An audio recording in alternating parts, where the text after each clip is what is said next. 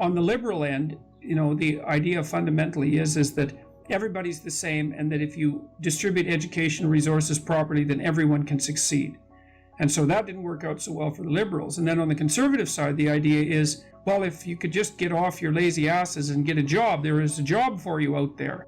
And the truth of the matter is, you can tell me what you think about this, but this was a statistic that just absolutely shocked and staggered me when I went through the intelligence literature. So, it is illegal in the United States to induct anybody who has an IQ of less than 83.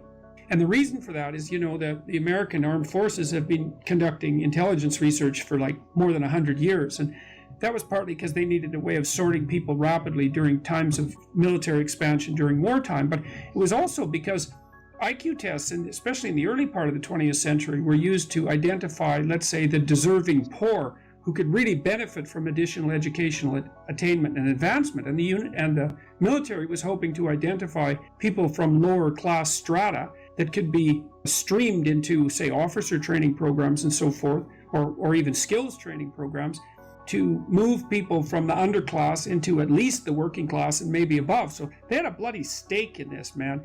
They wanted to find people, they wanted to sort them properly, and they wanted to do social good when they weren't just trying to win a war, let's say, which often also is a social good. But what happened was that I don't remember when this legislation was introduced, but it was in the later part of the 20th century. But their basic finding was that by, say, the 1980s, they had determined that if you had an IQ of less than 83, there was not a damn thing that the Army could do, the armed forces could do, to transform you into someone who could do something that was more productive than non-productive. And the terrible thing about that is that it's about 10% of the population.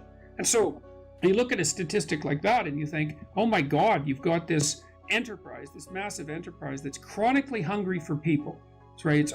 They're always looking for people. They're really oriented towards taking people from the underclass and lower working class and pushing them up the societal strata. And during wartime, they're actually desperate to bring in recruits, period. And their conclusion is that 10% of the population can't be trained to do anything sufficiently useful to make them militarily operable. I just read that. My jaw just dropped. No, it means that from what I've read practically, it means the Wonderlic company has actually done they have a nice IQ test from the commercial perspective. It's actually psychometrically valid. And they've linked IQ levels to specifically to job categories, Now, especially even given that so many of the service jobs now require a fair high degree of computational savvy, or not computation, but ability to interact with complex computational technology. Even the typical till at a checkout market, or the till at a McDonald's, because McDonald's is actually very complicated, is often far beyond the ability of people who are on the low end of the intelligence distribution. And they claimed, I think it was Wonderlic, although it might have been Hunt. What's his name? He's an IQ researcher. Is it Earl Hunt, I think, possibly? He claimed that if you have an IQ of below 90, that it's difficult for you to read well enough to translate what you're reading into action. So you can't actually read instructions and follow them. You don't have that level of literacy.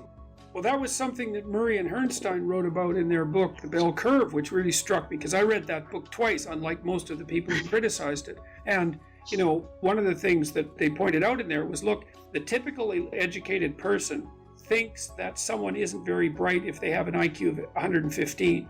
Graduate level and PhD level research institutions, right? Because 115, there's as many people at 115 above as there are at 85 and below. It's a minority of the population, and that's the top 15%. See, I'm a clinical psychologist, and I've dealt with people who had ranges in the low 80s and tried to find them jobs and tried to train them. And I have some real knowledge about the stunning gap between people at the low end of the IQ distribution and the high end. And it's no bloody wonder people hate IQ research and intelligence research, because it reveals a set of seriously dismal facts about the incredible range of ability among human beings. I'm trying to make the point about how difficult it is for people who are on the low end of the cognitive spectrum to survive in an increasingly complex, cognitively sophisticated environment. Their jobs are just disappearing. So it's a vicious problem, man. And so it's hard to train people to become creative, adaptive problem solvers. It's impossible. You can't do it. You can't do it. You can Well, it might take interfere with 6 their cognitive years, ability, but you can't do that. It's training doesn't work it's not nearly going as to well work as in people 6 months, think. but it could work in 6 years. No, it doesn't work. Sorry, it doesn't work. Like, the data on that's crystal clear as well. Então, isso não é exatamente o tipo de conteúdo que eu queria trazer, mas eu quis fazer esse pequeno favor para a humanidade e traduzir esse pequeno trecho de uma das palestras do Jordan Peterson. E o motivo do vídeo é o seguinte: para quem não sabe, a média de QI no Brasil é de 83. 83. O que significa que metade da população brasileira não serviria nem para descascar batatas no exército americano. Para ter um parâmetro de comparação, com menos de 90 de QI, tu pode até conseguir ler, mas já vai começar a ter problemas em interpretar o que está lendo. E isso é basicamente a descrição de um analfabeto funcional. Alguém que consegue ler, mas não consegue entender o que está lendo. E o que mais tem no Brasil é gente assim, que não consegue montar um armário acompanhando o manual de instrução, que fica preso em tutorial de jogo de videogame, que lê uma notícia no jornal, mas não consegue entender exatamente o contexto do que está acontecendo. É foda. E esse é um assunto que provavelmente você nunca ouviu falar e provavelmente também nunca vai ouvir na grande mídia.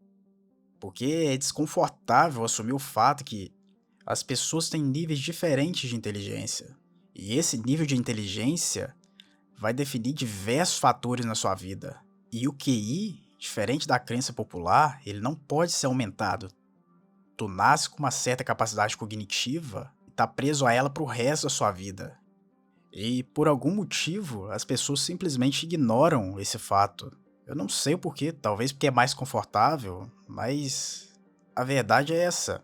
Pessoas têm níveis diferentes de inteligência e esse é um fator hereditário. Então, eu acho que eu já me estendi mais do que eu deveria. Fui!